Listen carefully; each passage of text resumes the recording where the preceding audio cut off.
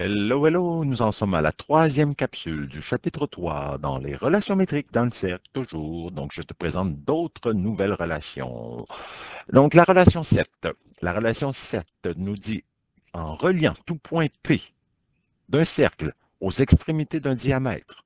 Donc, j'ai un diamètre, je prends n'importe quel point sur le cercle, donc ici le point P, peu importe l'endroit sur le cercle, si tu relis ce point P-là aux extrémités du diamètre, tu vas toujours former un angle droit. Et ça serait vrai dans les deux sens. Si tu as un angle droit dont le sommet est sur le cercle, lui va toujours intercepter un diamètre. Donc, c'est vrai dans les deux centres. Donc, un point P qui relie les extrémités d'un diamètre forme, dans le fond, un angle droit. Donc, évidemment, tu reconnais que c'est un triangle rectangle. Et dans un triangle rectangle, ben, on pourrait trouver avec Pythagore, mais on pourrait utiliser aussi Sophie Cadistopade. Hein. Ça pourrait arriver qu'on utilise ces formes-là pour trouver avec des angles intérieurs, etc. Mais pour l'instant, allons-y avec cet exemple-là. Donc ici, on me dit que la mesure de BD vaut 15 cm, donc je l'écris sur mon dessin. La mesure de AD ici vaut 9 cm, donc je l'écris là. Les deux, je les ai mis en vert parce qu'ils sont comme reliés pour le même angle, je les ai mis de la même couleur. Puis celui-là, la mesure de AC qui est ici, je l'ai mis d'une autre couleur juste pour distinguer qu'il ne fait pas partie de l'éventuel futur triangle que ça va former. Alors, je cherche la mesure de BC, donc mon inconnu qui est ici. Donc, évidemment, j'ai un angle ici inscrit, sommet sur le cercle avec un angle droit. Donc, ça me dit la relation 7 que ça va former ici un diamètre. Donc, AB va être un diamètre. Les extrémités, c'est le diamètre de cet angle-là. Donc, étape numéro 1, comme l'angle ADB est droit par hypothèse, alors AB est un diamètre. Donc, ça, c'est la relation 7 qui me permettait de dire ça. Donc, évidemment, tu vois le triangle rectangle, on connaît les deux cathètes ici, on va pouvoir trouver l'hypoténuse qui est le diamètre, donc c'est ce que j'applique Pythagore. Après, je vois que j'ai un diamètre et je vois que aux extrémités, j'ai un angle dont le sommet est sur le cercle. Donc, tu vas pouvoir conclure que cet angle-là ici mesure 90 degrés aussi. Donc, ici, oui, j'avais oublié d'inscrire la mesure. Donc, je répète, donc ces deux côtés-là, ici, donc sommet sur le cercle, intercepte un diamètre, forme un angle droit. Donc, comme AB est un diamètre, alors l'angle ACB est droit. Donc, par la relation 7, donc ici, je mets mon angle droit. Et je peux réappliquer un autre Pythagore, cette fois-ci avec le 17, 49, 29 que j'ai trouvé à l'étape 2, en utilisant le 12 que j'avais comme information par hypothèse. Je trouve le troisième côté par Pythagore et le problème est résolu. Maintenant, je parlais d'un angle dont le sommet est sur le cercle, et ça, on appelle ça un angle inscrit. Je l'ai d'ailleurs dit, peut-être tu n'as pas porté une attention, mais l'expression, en fait, le terme angle inscrit, ce sera important à partir de maintenant que tu saches ce que c'est. Donc, un angle inscrit est un angle dont le sommet est situé sur un cercle. Donc, dès que tu as un angle dans un cercle et le sommet est sur le cercle, on appelle ça un angle inscrit et dont les côtés interceptent un arc de ce même cercle. Donc, tu vois ici, ça intercepte un arc qui est ici. Donc, on avait, avec la relation 1, un angle au centre qui intercepte un arc. Et maintenant, on peut avoir un angle inscrit dont le sommet est sur le cercle qui intercepte un arc. Et cet arc-là, donc, il va avoir une particularité. Donc, la relation 8 me dit qu'un angle inscrit a pour mesure la moitié de celle de l'arc compris entre ses côtés. Donc, cet angle-là qui est ici n'a pas la même mesure que l'arc comme l'angle au centre, mais il va être la moitié de cet arc-là. Donc, la mesure de l'angle ABC, c'est la moitié de l'arc AC. Donc, ici, lui vaut 50, celui-là vaut 100 degrés. Donc, l'angle inscrit, c'est la moitié de l'arc intercepté. Ou l'arc intercepté, c'est le double de l'angle inscrit. Ça se joue dans les deux sens. Okay? Donc, c'est pour ça qu'on a les deux formules ici. Allons-y, je veux trouver la mesure de l'angle ACB. La mesure de l'angle ACB, elle est ici. Donc, regarde sur le dessin. Qu'est-ce que c'est? Ça, c'est un angle au centre. L'angle au centre va avoir la même valeur que l'arc intercepté. Donc, ici, l'arc AB va mesurer 58. Donc, la mesure de l'arc AB est égale à la mesure de l'angle au centre, est égale à 58. Ça, c'est la relation 1 qui me permettait de le trouver. Donc, ici, ça vaut 58.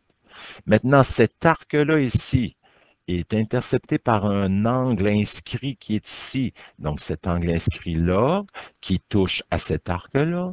Donc, ici, il va avoir la moitié de l'arc. Donc, la mesure de l'angle ACB, ce sera la mesure de l'arc AB divisé par 2. Donc, c'est lui divisé par 2. C'est ce qu'on me dit ici dans la relation 8.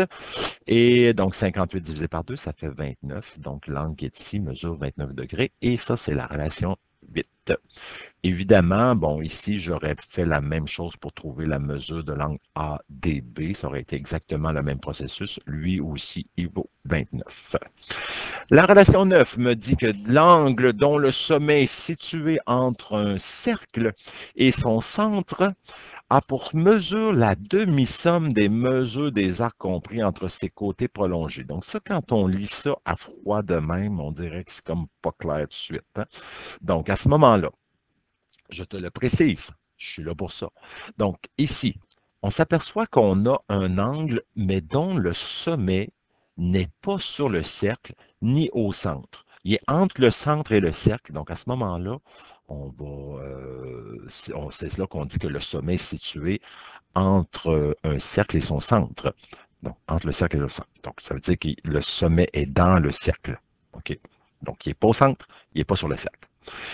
Et à ce moment-là, ben, cet angle-là, c'est qu'il soit la mesure de l'angle DEC ou la mesure de l'angle AEB. Hey, là, ces deux angles-là, là, on va pouvoir dire qu'ils sont pareils déjà parce que ça, c'est formé par un X.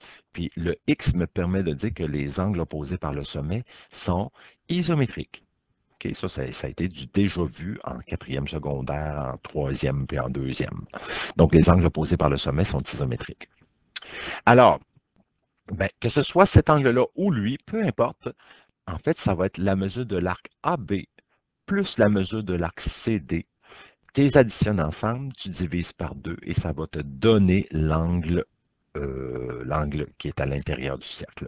Donc, par exemple, si AB mesure 40, que lui mesure 100, si tu veux trouver la mesure de l'angle AEB ou CED, peu importe lequel, donc à ce moment-là, tu les additionnes, ça fait 140, divisé par 2, ça va faire 70 degrés. Donc, la mesure de l'angle DEC est égale à 70. Allons-y avec cet exemple-là. Donc, je cherche la mesure de AEC. AEC, c'est lui ici que je cherche. Comme information, j'ai un angle au centre de 40, j'ai un autre angle au centre de 60. Donc, évidemment, l'angle au centre ici va intercepter un arc de même mesure en degrés, ici aussi. Donc, ça va être la relation 1 dans les deux cas. Donc, la mesure de DB, je vais dire qu'elle a la même mesure que son angle au centre DOB, qui est égal à 40, relation 1. Donc, je l'écris ici. Même chose pour l'arc AC. Donc, la mesure de l'arc AC, c'est l'angle au centre, 60, relation 1 aussi. Maintenant, la mesure de l'angle. Comme je connais l'arc AC, l'arc DB, je cherche cette mesure-là. Donc, c'est vraiment ce dessin-là qu'on a ici. C'est vraiment la relation 9 qu'on a. Donc, tu vas pouvoir écrire que la mesure de l'angle AEC est égale à l'arc BD plus l'arc AC divisé par 2. Donc, tu me l'écris avec les valeurs. Avant d'écrire les valeurs, il faut que tu m'écrives quel arc tu es allé chercher. Donc, la mesure de l'arc DB, la mesure ici, oups, l'arc, il aurait dû être juste sur AC. Donc, petite erreur calligraphique ici.